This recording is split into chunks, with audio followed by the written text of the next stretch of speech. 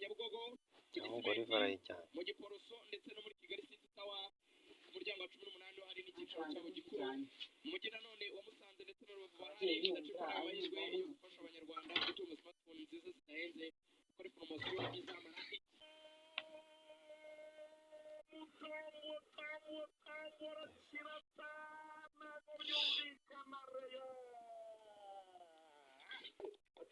abahungu ndetse n'abakobwa ikigo cy'uburezi cyarorejwe bagabanyije 30% kugira ngo twige ubundi tujye ku isoko ry'umurimo tubashe gukorera amafaranga bahamagara kuri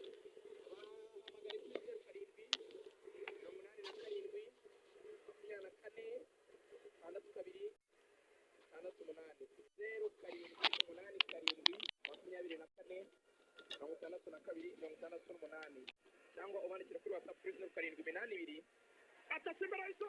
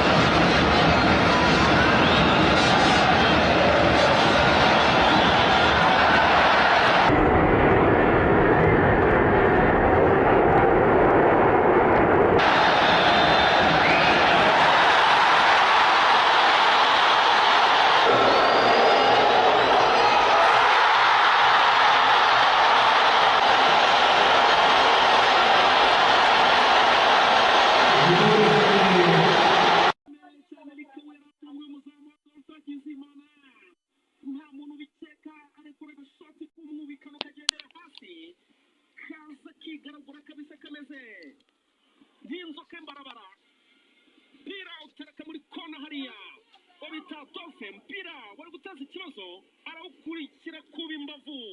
kirawutereka muri kona ikipe ya siporo reka turebe Rikawu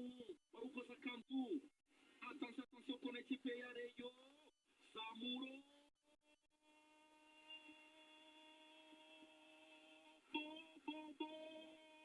Bonga n'umutwe Rikawu muzana ukorera mu murongo kona Reyo mutanga mukumva radiyo yanyu radiyo Rwanda radiyo y'igihugu cyanyu radiyo ya mbere muri saa mukino sa ikipe ya Pera Ruzamura Barazo Bonga n'umutwe ari ku mupira arawubura paswe cyane Watara umupira wa mbere wa Davison Mati ku ipoto ya kabiri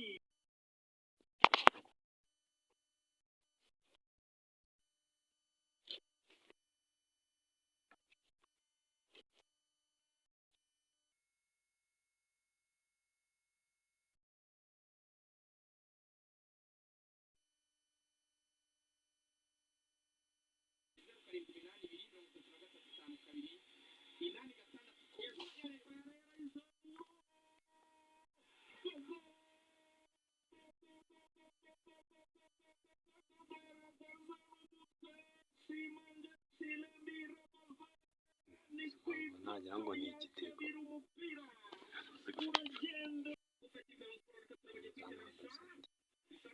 Ndayishimiye konga n'umutwe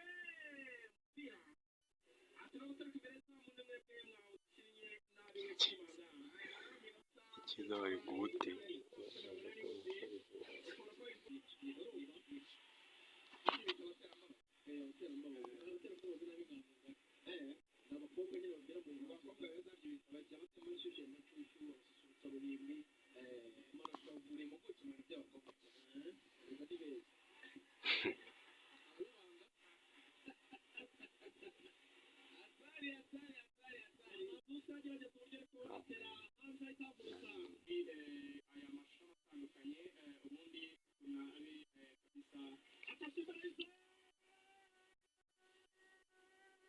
Attention,